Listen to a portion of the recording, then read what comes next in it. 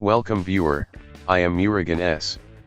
This video tutorial describes, fix Discord not opening or not launching on PC startup. Click Settings.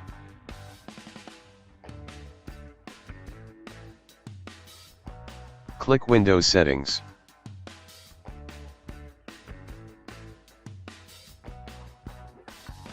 Make sure turn on Open Discord System Startup Behavior.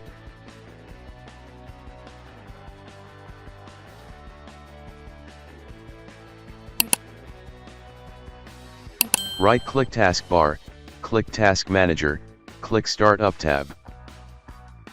Select Update GitHub, click Enable.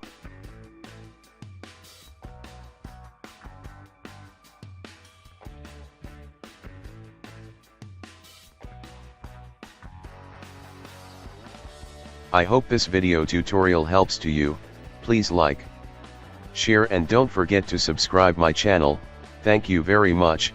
See you next video.